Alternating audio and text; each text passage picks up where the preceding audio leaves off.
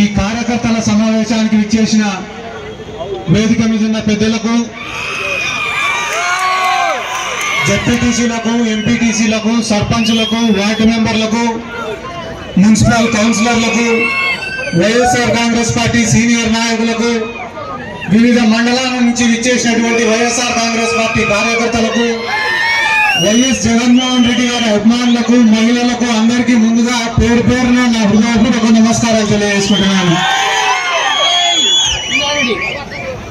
వాస్తవానికైతే ఈరోజు కార్యకర్తల సమావేశంలో నా కార్యకర్తలతోటి, మన కార్యకర్తలతోటి మనసు విప్పి మాట్లాడుకునేటివి చాలా ఉన్నాయి. మనసు విప్పి మాట్లాడదామంటే నా ముందర ఎన్ని కెమెరాలు పెట్టారు మీరు. హిందీ కెమెరాలు పెట్టినాక ఇంకా మనసు విప్పి మాట్లాడతాం మనం.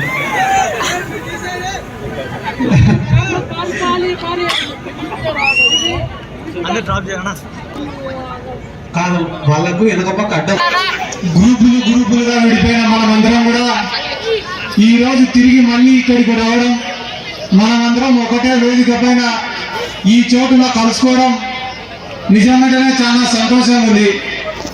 ఈ రోజుటితో ఎవరెవరైతే అవకాశవాదులు ఉన్నారో వాళ్ళందరూ పోయినట్టునే. ఇక్కడికి వచ్చిన వాళ్ళు, ప్రేమతో అభిమానంతో వచ్చిన వాళ్ళు ప్రతి ఒక్కరు కూడా ఈ రోజుతో నిజమైన వైఎస్ఆర్ కాంగ్రెస్ పార్టీ వాదులు అని చెప్పి నేను బలంగా నమ్ముతున్నా. ఎందుకంటే గడిచిన 4 సంవత్సరాలు పేరుకు అధికార పార్టీలోనే ఉన్నాం కానీ ప్రతిపక్షంలో కూడా ఎదుర్కొనన్ని కష్టాలు, బాధలు, అవమానాలు గత 4 సంవత్సరాలుగా అనుభవించిన మాట వాస్తవం. ఎన్ని బాధలు, ఎన్ని కష్టాలు, ఎన్ని అవమానాలు ఎదురైనా కూడా ఎప్పుడు కూడా కార్యకర్త అనేవాడి చెయ్యొదలే.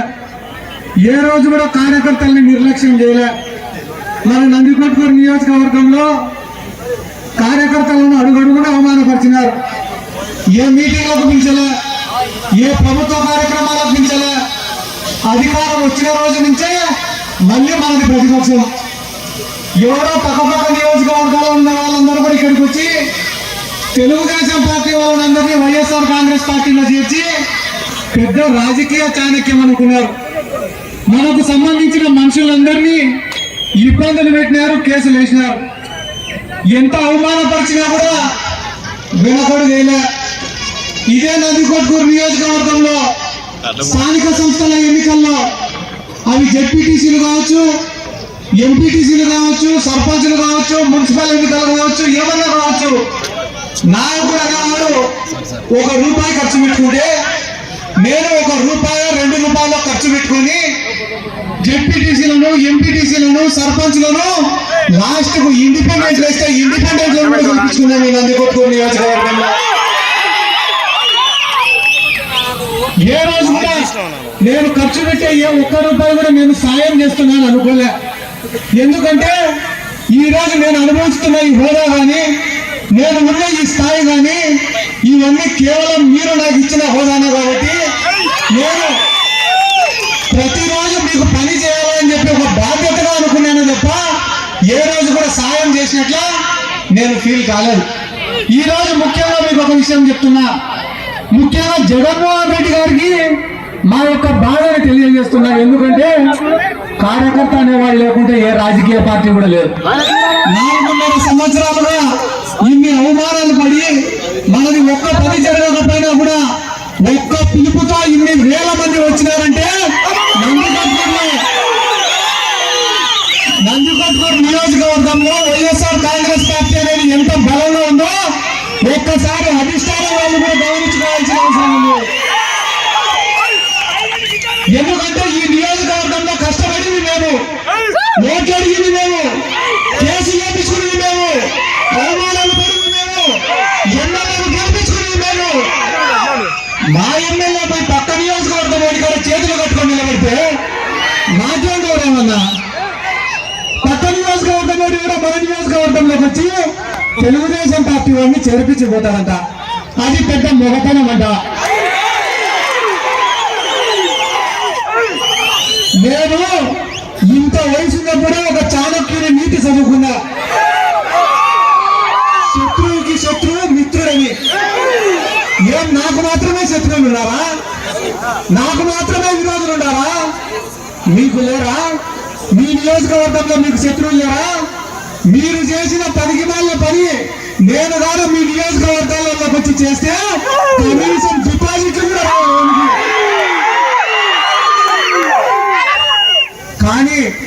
కానీ ఈ పార్లమెంట్ పరిధిలోనే కాదు, ఎక్కడ కూడా ఏ రాజకీయ పార్టీ నాయకుడితో కూడా నాకు శత్రుత్వం అనేది లేదు. కానీ నేను వైఎస్ జగన్మోహన్ రెడ్డి గారి కింద పనిచేస్తున్నా, వైఎస్ఆర్ కాంగ్రెస్ పార్టీలో పనిచేస్తున్నా. ఒక పార్టీ, ఒక నాయకత్వం, ఒక సిద్ధాంతం అని అనుకున్నప్పుడు అవతల వాడు ఎవరైనా కూడా నాకు శత్రువుతోనే సమానం అని చెప్పి తెలుగుదేశం వాళ్ళతో నేను శత్రుత్వం పెట్టుకునే తప్ప వ్యక్తిగతంగా నాకు ఎవరితో శత్రుత్వాలు ఉంటాయి. కానీ నందికొట్కూరులోకి వచ్చి రాజకీయం చేయాలని అనుకునే వాళ్ళు ప్రతి ఒక్కరికి కూడా నేను చెప్తాను, ఇప్పటికైనా మీ పెద్దరికం, మీ గౌరవం కాపాడుకొని హుందాగా వ్యవహరించండి. లేదు ఈ బ్రోకర్ పనులు మేము మానుకోమంటే ఈ రోజు నుంచి రాజకీయం అనేది వేరే రకం ఉంటుంది. ఎందుకంటే నాకు మీ భవిష్యత్తు కన్నా ముఖ్యమైనది ఏది కూడా లేదు. మీ మంచి కన్నా, మీకు మేలు జరిగేదానికన్నా వేరేది ఏది కూడా నాకు ముఖ్యం కాదు. చివరికి మీరు బాగుంటారనుకుంటే ఆ నిమిషమే నా ప్రాణం ఇచ్చడానికి కూడా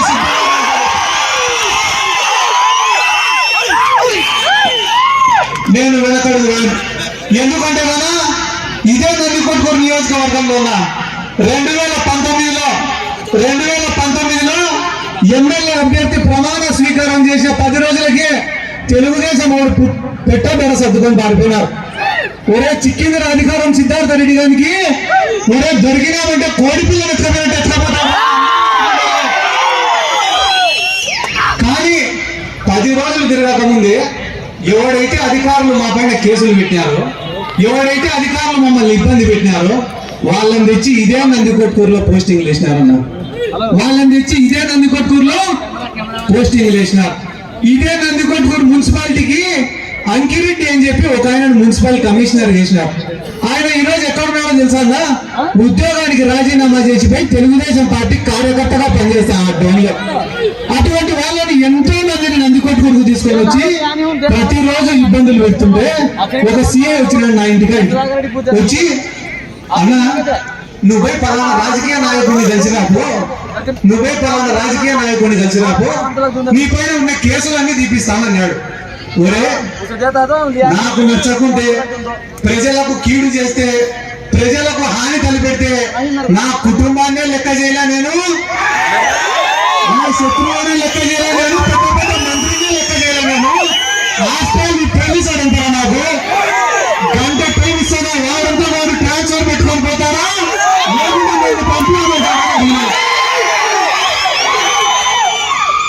కానీ మనం పంపించాల్సిన అవసరం లేకుండా వాడే పోయి ఇరుక్కుని ఆ డోన్లో వాడే సస్పెండ్ అయినాడు. అటువంటి నాయకులందరినీ తెచ్చి నందికొట్కూరులో వేసి నందికొట్కూరును ఇబ్బంది పెట్టినారు. ఈ రోజుకి కూడా ఇంటి పట్టాలు కావాలని కొట్లాడుతున్నారు, 98 జీవో కింద ఉద్యోగాలు కావాలని కొట్లాడుతున్నారు, కేసీ రోడ్డు వేయాలని కొట్లాడుతున్నారు, మిత్తూరుకు లిఫ్ట్ ఇరిగేషన్ కావాలని కొట్లాడుతున్నారు, మండలంలో లిఫ్ట్ ఇరిగేషన్ కావాలని కొట్లాడుతున్నారు, మండలానికి లిఫ్ట్ ఇరిగేషన్ కావాలని కొట్లాడుతున్నారు, మా పంటలకు సాగునీరు కావాలని కొట్లాడుతున్నారు, నందికొట్కూరులో తాగునీరు కావాలని కొట్లాడుతున్నారు. ఇన్ని సమస్యల పైన అర్జీలు ఎత్తుకోవడం ముఖ్యమంత్రి గారికి నేను ఇస్తుంటే మీ నందికొట్కూరులో మాత్రం ప్రోటోకాల్ కోసం కొట్లాడే పనికిమాలలో ఉండాలి. మొత్తం దేశప్పటి నుంచి తప్పుడు ప్రచారాలు, తప్పుడు కూతాలు. ఏంటి తప్పుడు ప్రచారాలు అంటే ఈ వయసులో ఏమన్నా ముద్ర ఏమని చెప్పాను తట్టుకుంటా. ఇక్కడికి వచ్చిన వాళ్ళల్లో బీసీలు ఉన్నారు, ఎస్సీలు ఉన్నారు, మైనారిటీలు ఉన్నారు, ఓసీలు ఉన్నారు, పేదవాళ్ళు ఉన్నారు, డబ్బులు ఉండే వాళ్ళు ఉన్నారు, రైతులు ఉన్నారు, వ్యాపారం చేసుకునే వాళ్ళు ఉన్నారు, ఉద్యోగస్తులు ఉన్నారు, విద్యార్థులు ఉన్నారు, అన్ని రకాల ప్రజలు కూడా ఇక్కడ ఉన్నారు. అందరూ కలుపుకొనే పోతున్నారు కదా. ఎంతో మంది ఎస్సీలు వాళ్ళ ఇళ్లకు ప్రేమగా పిలిచి నాకు కూడు పెడుతున్నారు కదా. అటువంటి తరుణంలో ఇంత ప్రేమ ఉన్న ఈ నియోజకవర్గంలో సిద్ధార్థ రెడ్డి గారు దళిత ఎమ్మెల్యేకు అవమానపరిచినాడని చెప్పి రాష్ట్రం అంతా ఊదరగొట్టినారు ఈ ఎదవలు. ఒక్కటే మాట చెప్తానా, గుండెల మీద చెయ్యేసుకొని ఒక్క నిమిషం ఆలోచన చేయండి. గడిచిన 5 సంవత్సరాలు, పోయినసారి ఎన్నికల్లో ప్రతి గడప తిరిగిన, ప్రతి ఊరికి వచ్చిన, ఒక్కొక్క ఊర్లో 10 మీటింగులు పెట్టిన, వైఎస్ఆర్ కాంగ్రెస్ పార్టీకి ఓటేమని అడిగిన, ఫ్యాన్ గుర్తుకు ఓటేమని అడిగిన, కానీ అధికారం వచ్చిన రోజు నుంచి ఈ రోజు వరకు మీ గ్రామాలకు నేను ఒక్కసారైనా వచ్చినాను. మీ గ్రామంలో జరిగే ప్రభుత్వ కార్యక్రమాలలో ఒక్క రోజైనా పాల్గొన్నానా? ఏ రోజైనా ఎమ్మెల్యే వచ్చినప్పుడు అదే కార్యక్రమానికి అటెండ్ అయ్యి ఆ ఎమ్మెల్యే యొక్క హక్కులకు బలం కలిగించినానా? రాలే. రాకుంటే ఏమో సిద్ధార్థ రెడ్డి కనపడ్డంలే, వస్తే ఏమో ఎమ్మెల్యే ప్రోటోకాల్ కి ఆటంకం కలిగించినాడని మాట్లాడుతున్నారు. నేను మహా అంటే 10 కార్యక్రమాలకు అటెండ్ అయ్యిందా? ఆ 10 కార్యక్రమాలకు కూడా ఎందుకు అటెండ్ అయినా తెలుసా? నేను మిట్టూరుకు అనిల్ కుమార్ యాదవ్ గారిని పిలుచుకొని వచ్చిన. దేనికోసం పిలుచుకొని వచ్చిన? ఆయన ఇరిగేషన్ శాఖ మంత్రి. అన్న, నువ్వు ఒక్కసారి వచ్చి మా మిట్టూరు మండల పరిస్థితి చూస్తే నువ్వు ఒక లిఫ్ట్ ఇరిగేషన్ శాంక్షన్ చేస్తాడేమో అనే ఉద్దేశంతో ఆయనను మిట్టూరుకు తీసుకొచ్చినా తప్ప నాకేదో ఫోటోలకు పోజులు ఇవ్వాలనో, సోషల్ మీడియాలో పెట్టుకోవాలనో, విలేకరులకు పోజులు ఇవ్వాలనో ఉద్దేశం నాకు లేదు. మినిస్టర్ ఆర్కే రోజా గారిని పిలుచుకొని వచ్చిన నందికొట్కూరికి. ఎందుకు పిలుచుకొని వచ్చినా? నేను స్పోర్ట్స్ అథారిటీకి చైర్మన్ ఉన్నా కాబట్టి 2 ఇండోర్ స్టేడియంలను నిర్మించినా కాబట్టి వాటి ఓపెనింగ్లకు ఆర్కే రోజా గారిని పిలుచుకొచ్చిన తప్ప వేరే ఒక 5 నుంచి 10 కార్యక్రమాలకు తప్ప ఏ కార్యక్రమానికి కూడా నేను హాజరు కాలే. ఆ 5 కార్యక్రమాలు 10 కార్యక్రమాలలో కూడా శిలా పథకాలలో ఎమ్మెల్యే పేరుంది. ప్రోటోకాల్ ప్రకారం ఎమ్మెల్యేను పిలిచినారు. కానీ మనకేం కావాలా? సానుభూతి కావాలా, సింపతి కావాలా. అయ్యో పాపం ఎమ్మెల్యేని ఎవరు పిలిచలేదని అనుకుంటే మళ్ళా ఒకసారి మీరు టికెట్ అడగచ్చు అని చెప్పి ఒక జాలి సృష్టించుకొని ప్రజలను నమ్మియాలని అనుకున్నారు. ఏం తిక్కోళ్ళ ప్రజలు ఏమన్నా? నిన్నగాక మొన్న చింతలపల్లిలో తెలుగుదేశం పార్టీ వాళ్ళు పోయి ఒక రోడ్డు వేసి ఆ రోడ్డుకు ఒక శిలాఫలకం పెట్టుకుంటే దాంట్లో ఎమ్మెల్యే పేరు లేదు, ప్రోటోకాల్ ప్రకారం ఎవరి పేరు లేదు. ఎందుకన్నా ఎవరు మాట్లాడలే? కుల సంఘాలు ఎందుకన్నా ఎవరు మాట్లాడలే? ఎందుకు మాట్లాడలే అంటే శివానంద రెడ్డి కాడ, గౌరవ వెంకట రెడ్డి కాడ, బైరెడ్డి రాజశేఖర రెడ్డి కాడ డబ్బులు ఉన్నాయి కాబట్టి. సిద్ధార్థ రెడ్డి దగ్గర ప్రజల ప్రేమ తప్ప డబ్బులు లేదు. ప్రోటోకాల్ అని అంటున్నారే.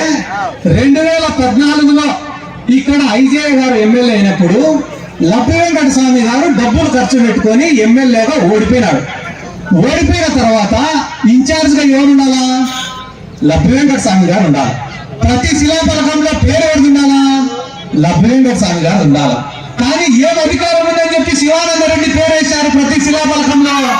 ఆ రోజు నందికొట్కూరు నియోజకవర్గంలో కానీ జిల్లాలో కానీ ఏ ఒక్క దళిత సంఘంలో మాట్లాడలే. ఎందుకు మాట్లాడలే? ఎందుకంటే శివానంద రెడ్డి దగ్గర హైదరాబాద్ నుంచి ఎత్తుకొచ్చిన మూటలు ఉన్నాయి కాబట్టి. ఎందుకంటే వాళ్లకు వీళ్లకు ఒక అండర్స్టాండింగ్ ఉంది కాబట్టి. నాకేమొస్తుందన్నా, మీరందరూ సంతోషంగా ఉన్న రోజున, మీరందరూ స్వేచ్ఛగా ఉన్న రోజున, మీ పనులన్నీ సక్రమంగా అయిపోయిన రోజున సిద్ధార్థ రెడ్డి గారికి ఇక్కడికి వచ్చి రాజకీయం చేయాల్సినటువంటి అవసరం ఏముంది? బయట వేరే జీవితం లేదా? వేరే ప్రపంచం లేదా? 20 సంవత్సరాల వయసు ఉన్నప్పటి నుంచి ఇదే రాజకీయంలోనే బతుకుతారు. పొద్దున్న లేచేప్పటి నుంచి తప్పుడు ప్రచారం. ఎంత తప్పుడు ప్రచారాలు అంటే ఈడనే ఉంటాడు వేదిక పైన. ఆయన సింగారం రంగా అని ఉన్నాడా? సింగారం రంగా వైస్ ఎంపీపీ కొత్తపల్లి మండలం ఏడున్నాడు? కారులో ఉన్నాడా? నా ముందర ఇట్లా కూర్చొని ఉన్నాడు. ఒకరోజు కూర్చొని ఉంటే స్పృహ తప్పి కింద పడిపోయినాడు. నేనే హాస్పిటల్కి తీసుకుపోయినా, నేనే డబ్బులు కట్టినా. బ్రెయిన్ స్ట్రోక్ వచ్చింది, ఈ మనిషి బతకాడు అన్నారు. చాలా రోజులు అయిపోయింది. నందికొట్కూరు తాలూకాలోని ప్రతి ఊర్లో ఒరే సింగారం రంగది సిద్ధార్థ రెడ్డి తలగా బలగొట్టాడంటారా?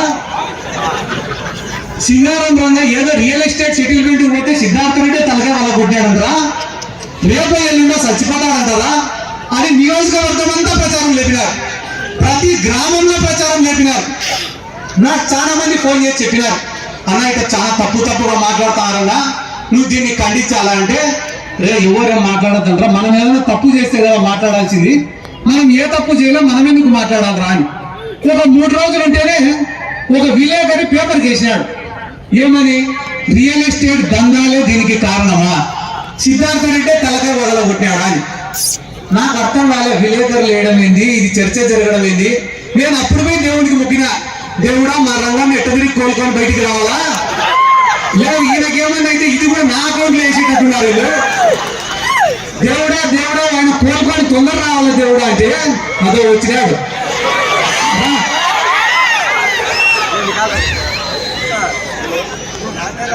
ఆయన కోలుకోవాలని కోరుకునే తర్వాత పాపం కోలుకున్నాడు. కోలుకునే తర్వాత తల పగలగొడితే ఇచ్చే ట్రీట్మెంట్ కి, బ్రెయిన్ స్ట్రోక్ వస్తే వచ్చే ట్రీట్మెంట్ కి తేడా ఉండదా? ఖచ్చితంగా ఉండదు. ఈయన కోలుకొని ఈ రోజు నా పక్కన నిలబడుకున్నాడు కాబట్టి ఈయనకు బ్రెయిన్ స్ట్రోక్ వచ్చిందా లేకుంటే మేము తల పగలగొట్టినాడా అని ప్రపంచానికి చెప్పడానికి ఒక నిజం నా పక్కన ఉంది. అదే ఏమన్నా అయ్యింటే ఆ తప్పు పేరు కూడా నాకే కదా, ఆ చెడ్డ పేరు కూడా నాకే కదా. ఈ ప్రచారం చేసేవాడు కూడా నాకు తెలుసు, విలేకరులకు డబ్బులు ఇచ్చి రాయిపించింది కూడా నాకు తెలుసు, వాడు ఏ టీపంలో కాడ కూర్చుంటారో నాకు తెలుసు. నేను ఏమైనా చేయాలనుకుంటే నాకు ఒక నిమిషం పని అని నాకు తెలుసు. కానీ కాలాలు మారినాయి, వ్యవస్థ మారింది, మనుషులు మారినారు, జీవనం మారింది, జీవన విధానం మారింది. దానికోసం అని చెప్పి నేను ఇంత పద్ధతిగా వ్యవహరిస్తుంటే కూడా ఈ నందికొట్కూరు నియోజకవర్గంలో ఎంత పనికిమాలు ఉన్నారా రాజకీయ నాయకులు అంటే, అదో ఈ పక్క వాడు ఒకడు కూర్చొని పాపం వీడియో తీసాడు, వాని ఇంట్లో బాంబులు పెట్టి, వాని ఇంట్లో 22 బాంబులు పెట్టి మళ్ళా మీడియా ముందుకు వచ్చి వాళ్ళే ఏడుస్తారు. వీని ఇంట్లో పాపం 22 బాంబులు, రేపు పాపం వాడి మొక్కం బాంబులు చుట్టే మొక్కమేనా అని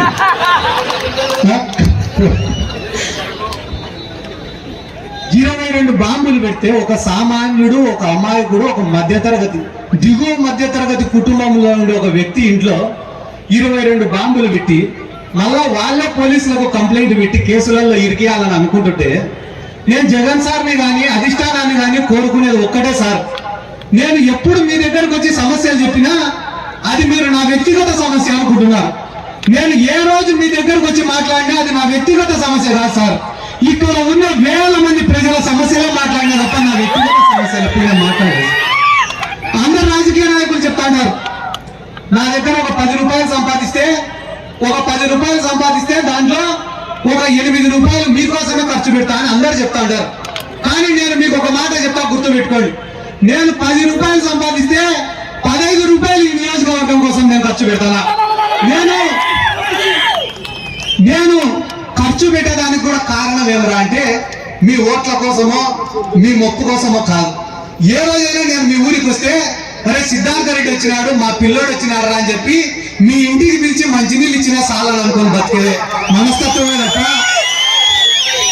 నేను రాజకీయ కోణంలో ఎప్పుడు కూడా ఏది ఆలోచన చేయాలి. వీళ్ళు అనుకుంటుంటారు శిలాపలకంలో నా పేరు ఉండాలా, ప్రోటోకాల్లో నా పేరు ఉండాలా, పేపర్ కు నా ఫోటో రావాలా, ఎక్కడికి పోయినా నన్నే ముందు పెట్టాలా. ఆ మనస్తత్వం నాకు లేదన్నా. రాష్ట్రంలో ఈరోజు నందికొట్కూరులో కాదు శ్రీకాకుళంలోనే సిద్ధార్థ రెడ్డి గారిని గుర్తుపడతా అంటే నాకేం తెలియదా? ఈ రోజు నాకు అంత గుర్తింపు వచ్చిందంటే దానికి కారణం మీరు తప్ప ఎవరు లేరని కూడా ఈ సందర్భంగా నేను అడుగుతున్నాను. ఎందుకు? ఇంకొక ముఖ్యమైన విషయం, ఇట్లాంటి తప్పుడు ప్రచారాలు అనేటివి కూర్చోతమ్ముడు వాళ్ళు కొట్టేటట్టున్నారు. కూర్చోవాలి మళ్ళీ సార్. ఇంకొక ముఖ్యమైన విషయం ఏమరా నేను ఇక్కడ మీకు అందరికీ చెప్పదలుచుకునేది ఏమంటే, ఎలక్షన్లు దగ్గరకు వచ్చినాయి, ఇంకొక 2 నెలలే టైం ఉంది. నేను ఏ తప్పు చేయకపోయినా కూడా ఇక్కడ ఉన్న చాలా మంది కార్యకర్తలు కూడా ఒకానొక సందర్భంలో నన్ను వదిలిపెట్టిపోయినారు. నన్ను వదిలిపెట్టిపోయినప్పుడు కూడా నేను ఎప్పుడు వాళ్ళ గురించి తప్పుగా అనుకోలే. ఎందుకు తప్పుగా అనుకోలే అంటే వాళ్ళ అవసరాలు వాళ్ళకుంటాయి, వాళ్ళ జీవితాలు వాళ్ళకుంటాయి, వాళ్ళ కుటుంబాలు వాళ్ళకుంటాయి, వాళ్ళ గ్రామాలలో రాజకీయ పరిస్థితులు వాళ్ళకుంటాయి. నేను వాళ్ళని ఎందుకు ఇబ్బంది పెట్టాలని నేను ఎప్పుడు వాళ్ళని ఏం అడగలేదు కూడా. ఈ రోజు మళ్ళీ చాలా మంది వెనక్కి వచ్చినారు. అంతే సంతోషంగా, అంతే మనస్ఫూర్తిగా అందరినీ నేను ఆహ్వానిస్తున్నా. కానీ ఈ 4 సంవత్సరాలు మన కష్టాన్ని, మన శ్రమను అడ్డం పెట్టుకొని దొంగ నోట్లు బుద్ధిలో ఉన్నారు. మన శ్రమను అడ్డం పెట్టుకొని రైతుల దగ్గర మామూలు వసూలు చేసిన వాళ్ళు ఉన్నారు. మన శ్రమను అడ్డం పెట్టుకొని 4 సంవత్సరాలు సురక్షంగా బతికి ఈ రోజు మళ్ళీ పోయి టీడీపీలో చేరే వాళ్ళు ఉన్నారు. జగన్ సార్, అదో ఆ కెమెరా ఉంది, నువ్వు బాగా చూపి నన్ను. సార్ జగన్ సార్, చేతులు ఎత్తి మొక్కుతాను సార్. మీకోసం కష్టపడేదానికి సిద్ధం సార్, మీకోసం అవమానాలను దిగమింగేదానికి సిద్ధం సార్.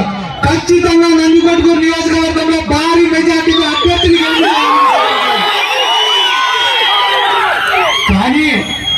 కానీ వచ్చే 5 సంవత్సరాలన్నా శత్రువుని తొక్కి కార్యకర్తని కాపాడేదానికి అవకాశం ఇవ్వాలని చెప్పి నేను కోరుకుంటున్నాను.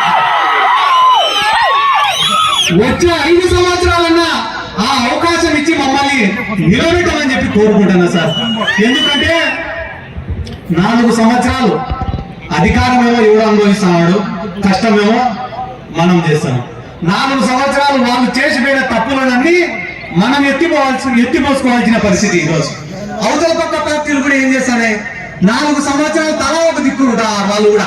ఒకడు బీజేపీలో ఉంటాడు, ఒకడు కాంగ్రెస్ లో ఉంటాడు, ఒకడు జనసేనలో ఉంటాడు, ఒకడు టీడీపీలో ఉంటాడు. 4 ఏళ్ళు ఎవరి పార్టీలలో వాడు ఉండి 4 సంవత్సరాలు. రేపు ఎలక్షన్లు 2 నెలలు ఉన్నాయి కదా, మళ్ళా వస్తాడు.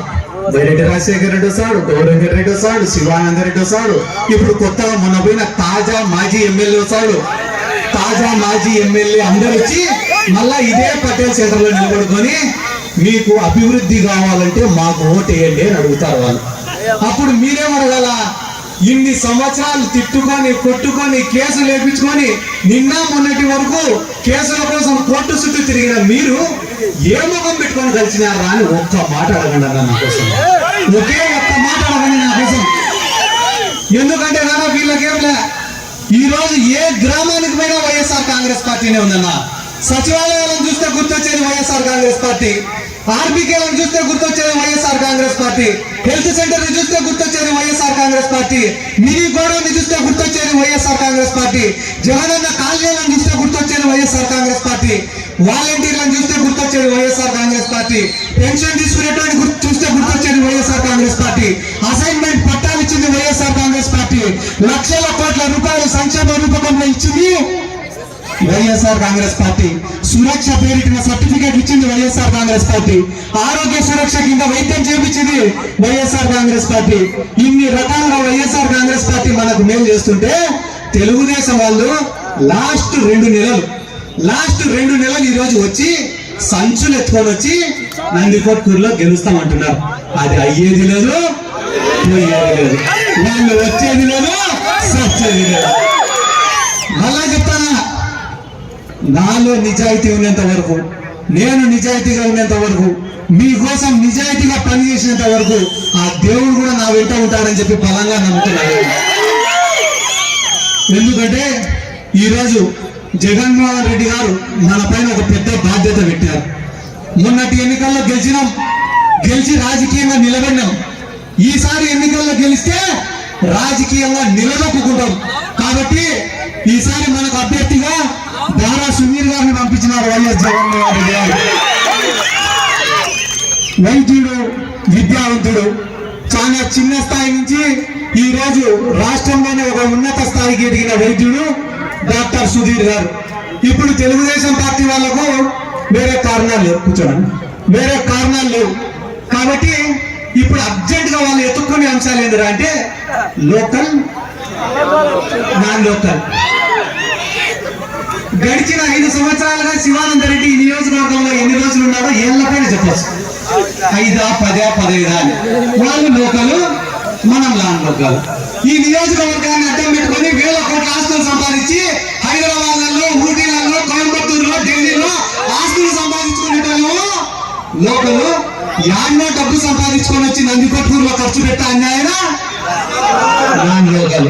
సున్నిపేటలో 6 సంవత్సరాలు, 22 సంవత్సరాలు కర్నూలులో వైద్యం చేసినాడు నాన్ లోకలు. సారాగాయి పడిపోయేటోళ్ళేమో లోకలు.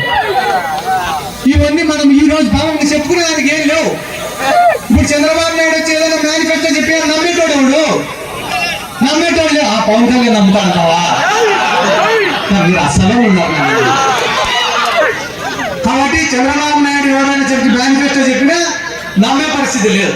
కానీ ఒక 10 రోజుల తర్వాత జగన్మోహన్ రెడ్డి గారు వచ్చి ఒక మేనిఫెస్టోని ప్రకటిస్తే విద్యార్థులు పరీక్ష రిజల్ట్స్ వస్తే ఎటెత్తుకుంటారు పేపర్ కాడికి నా పేరుందా లేదా నా పేరుందా లేదా అని. అట్లా జగన్మోహన్ రెడ్డి గారు మేనిఫెస్టో ప్రవేశపెడితే రాష్ట్రంలో ఉండే ప్రజలందరూ కూడా అంత ఆతృతగా ఎదురు చూసే పరిస్థితి. ఎందుకు? మాట చెప్తే అది చేస్తాడు కాబట్టి, మాట ఇస్తే దాన్ని నిలబెట్టుకుంటాడు కాబట్టి. 5 సంవత్సరాల ముందన్న, కరెక్ట్ 5 సంవత్సరాల ముందర 2019 ఎన్నికల సమయంలో సిద్ధార్థ రెడ్డి అనే వాడికి అనుభవం లేదు, రాజకీయాల పైన అంత అవగాహన కూడా లేదు. నాకు తెలిసింది 2, పైన జగన్ తెలుసు, కింద మీరు తెలుసు. వ్యవస్థ ఏది కూడా నాకు తెలియదు. ఎలక్షన్లు అయిపోయిన వెంటనే ప్రతిపక్షం మాదిరి ప్రజలకు పనులు ఎట్లా చేయాలో తెలియదు, ఏదైనా ఇబ్బంది వస్తే ఎవరు అడగాలో తెలియదు. కానీ ఈ 5 సంవత్సరాలలో పనులు ఎట్లా చేపించుకోవాలో తెలుసు, పనుల కోసం ఎట్లా పోరాడాలో తెలుసు. ఒకనొకప్పుడు 10 మంది ఎమ్మెల్యేలను మన కాడికి పిలుచుకునే పరిస్థితి. కానీ ఈ రోజు రాష్ట్రంలో ఉండే ఎమ్మెల్యేలందరూ మనల్ని పిలుచుకునే పరిస్థితి. ఇదే నందికొట్కూరు మున్సిపాలిటీలో కూడా ఇండిపెండెంట్ వేస్తే ఇండిపెండెంట్ కూడా గెలిపించారన్న ఇక్కడ ఉన్న ప్రజలు. నేను కూడా అనుకున్నా, తిరిగిన 16 కోట్ల రూపాయల అడిషనల్ గ్రాంట్ ఈ నందికొట్కూరు మున్సిపాలిటీకి తీసుకొని వచ్చిన. 16 కోట్ల రూపాయల అడిషనల్ గ్రాంట్ ఈ నందికొట్కూరు మున్సిపాలిటీకి తీసుకొని వచ్చిన. జనరల్ ఫండ్ కానీ, జీజీఎంపీ నిధులు కానీ, 14th ఫైనాన్స్ లో చేసిన పనులు కానీ, 15th ఫైనాన్స్ లో చేసిన పనులు కానీ, 30 పడకల ఆసుపత్రి కానీ, 3000 ఇళ్ల పట్టాలు కానీ, 1800 మందికి హౌసింగ్ కానీ, ఇదే ఏబిఎం బ్యాంక్ లో ఉండే ఒక పార్క్ కానీ, షాదీఖానా కానీ, ఇవన్నీ కూడా మనం వైఎస్ఆర్ కాంగ్రెస్ పార్టీ అధికారంలోకి వచ్చినాక చేసినట్టుగా. మనకన్నా 1 రూపాయి ఎక్కువ పని చేసింటే కూడా ఓటు అడగాల్సినటువంటి అవసరం లేదు, అనుభవం లేదు.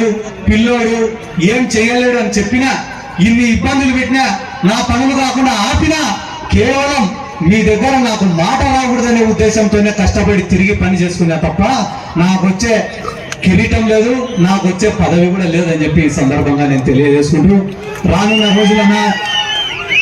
రానున్న రోజులలో ఈ రోజు పరిచయ కార్యక్రమం పెట్టినాం ఎమ్మెల్యే గారిది. అయిపోయిన తర్వాత ఈ నెల 11వ తేదీన మనమందరం అనంతపురం తిరగాల. దాదాపుగా మన నియోజకవర్గం నుంచే 10,000 మంది అనంతపురంలో జగన్మోహన్ రెడ్డి గారు చేసే సిద్ధం కార్యక్రమానికి ఇక్కడి నుంచి తరలిపోవాలని చెప్పి ఈ సందర్భంగా నేను తెలియజేస్తుంటే, ఆ కార్యక్రమం అయిపోయిన వెంటనే మేనిఫెస్టో విడుదల చేస్తాడు. ఆ మేనిఫెస్టో తీసుకొని గడప గడప తిరగాల. గడప గడపకు పోయి జగన్మోహన్ రెడ్డి గారు రేపు మళ్ళా ముఖ్యమంత్రి అయిన తర్వాత ఏమేం చేస్తాడనేది వివరించి చెప్పాలా. దాని తర్వాత ఎన్నికల ప్రచారం చేయాలా. దాని తర్వాత ఎమ్మెల్యే అభ్యర్థిని గెలిపించుకోవాలా. ఈ 60 రోజులు కష్టపడాలా. ఎవరి జీవితాలు వాళ్ళకున్నాయి, ఎవరి కుటుంబాల వాళ్ళకున్నాయి, ఎవరి పనులు వాళ్ళకున్నాయి. కానీ ఈ 60 రోజులు కూడా రోజులో 1 గంట సేపు మాత్రం పార్టీ కోసం, మనకిచ్చిన పదవుల కోసం కష్టపడాలన్నా. పార్టీ చేసిన మంచి గురించి ప్రజలకు వివరించి చెప్పండి అన్న. ఎందుకంటే జగన్మోహన్ రెడ్డి లాంటి మంచి నాయకుడిని మనం కూడా పోగొట్టుకుంటే నెక్స్ట్ వచ్చేదంతా కూడా రాక్షసులు, రాబందులే. ఒక్కటే మాట చెప్పండి, ప్రతి గడపకు పోయి కూడా చేతులు కట్టుకొని తలదించుకొని చెప్పులు ఎదిరేసి బతికే బానిస బతుకులు కావాలా, లేకుంటే కాలరెగిరేసి దమ్ము ధైర్యంతో బతికే జగన్మోహన్ రెడ్డి పాలన కావాలని ఒక్కసారి. పెన్షన్ కావాలన్నా, రేషన్ కావాలన్నా, ఒక లోను కావాలన్నా, ఏది కావాలన్నా కూడా జన్మభూమి కమిటీల ముందర చేతులు కట్టుకునే రోజులు అవి. ఈ రోజు ఇంటికి వచ్చి పథకాలు ఇచ్చిపోయే రోజులు ఇవి. ఊర్లో 2 బాగుండాలంటే తెలుగుదేశానికి ఓటేయమనండి, ఊరు మొత్తం బాగుండాలంటే వైఎస్ఆర్ కాంగ్రెస్ పార్టీకి. ఈ రోజు చెప్తానా, జెండా కట్టి ఖచ్చితంగా జనంలోకి పోతాం. రానున్న రోజుల్లో అన్ని గ్రామ పంచాయతీలు తిరుగుతాం, ఒక్కొక్క గ్రామానికి జరిగిన మేలుని వివరిస్తాం. రానున్న రోజుల్లో నందికొట్కూరు నియోజకవర్గానికి ఏం చేస్తామో కూడా చెప్పి ప్రజల మనసును గెలిచి ఓట్లు అడుగుతామని చెప్పి ఈ సందర్భంగా నేను తెలియజేస్తుంటూ, చివరిగా ఒక్క మాట, ఎప్పుడైనా కూడా ఒక పార్టీ, ఒక నాయకత్వం, ఒక సిద్ధాంతం అనేది ఉండాలి. 2 పడవల పైన ప్రయాణం ప్రమాదకరం. 2 పడవల పైన ప్రయాణం ప్రమాదకరం. అది కూడా ఏ రకంగానే ఒక ఉదాహరణ అడుగుతూ మీకే చెప్తా. శివానంద రెడ్డి టీడీపీలో ఉన్నాడు, గౌరవ వెంకట రెడ్డి వైసీపీలో ఉన్నాడు. బావా నువ్వు ఆ పార్టీ వస్తే నీది, బామర్ది ఈ పార్టీ వస్తే నాది అన్నాడు. ప్రజలు తిక్కోవాలనుకున్నారు. పార్టీ అధినాయకులు తిక్కోవాలనుకున్నారు. పాపం ఈరోజు రెండు పార్టీలు కూడా పంగనామాలు పెట్టే పరిస్థితి వచ్చింది. వైసీపీలోకి ఎంట్రీ లేదు, ఆడ ఉన్న సీట్లన్నీ రాజశేఖర రెడ్డి ఎత్తుకపోతాను. దానికోసమే నేను అది పై స్థాయి నాయకుడికైనా కింద స్థాయి నాయకుడికైనా ఒకటే మాటనే, మనం పని చేసినా బతికినా ఒక పార్టీ, ఒక నాయకత్వం, ఒక సిద్ధాంతం అంతే తప్ప పూటకో పార్టీ, అవసరానికి ఒక నాయకుడిని మారిస్తే ప్రజలు కూడా నమ్మే పరిస్థితి ఉన్నారు. ఒక గ్రామంలో మెజార్టీ తెచ్చుకోవాలంటే 10 గ్రూపులు మన కాడ ఉండాల్సినటువంటి అవసరం లే. ఒక గ్రామంలో మెజార్టీ తెచ్చుకోవాలంటే 10 గ్రూపులు మన కాడ ఉండాల్సినటువంటి అవసరం లే. నీతిగా నిజాయితీగా కష్టపడే ఒక నిజాయితీ గల కార్యకర్త ఒక్కడునే చాలని కూడా అందరూ కలిసి వచ్చేది మేమే సిచ్చుతం పొడుస్తామంటారంట. నా ఇంట ఒక మనిషి లేనప్పుడు, నా కాడ రూపాయి డబ్బు లేనప్పుడు, నాకు పరిచయాలు లేనప్పుడే నన్ను గెలిపించి హక్కున చేర్చుకునేది నందికొట్కూరు నియోజకవర్గం. ఈ రోజు ఇంత బలం వైఎస్ఆర్ కాంగ్రెస్ పార్టీని ముట్టుకునే ప్రసక్తే లేదని కూడా ప్రతి ఒక్కరు ఒక్క పిలుపుతోనే ఇంతమంది వచ్చినారు కదా, ఒక్క పిలుపుతోనే ఏం ఆశించకుండా మా బిడ్డరా అని చెప్పి ఆశీర్వదించడానికి వచ్చిన ప్రతి ఒక్కరికి కూడా నా శిరస్సు నుంచి నమస్కారాలు తెలియజేసుకుంటూ సుధీర్ గారిని ఆశీర్వదించాల్సిందిగా కోరుకుంటూ, జగన్మోహన్ రెడ్డి గారిని ఆశీర్వదించాల్సిందిగా కోరుకుంటూ, వైసీపీ పార్టీకి అండగా ఉండాల్సిందిగా కోరుకుంటూ సెలవు తీసుకుంటాను. జై జగన్.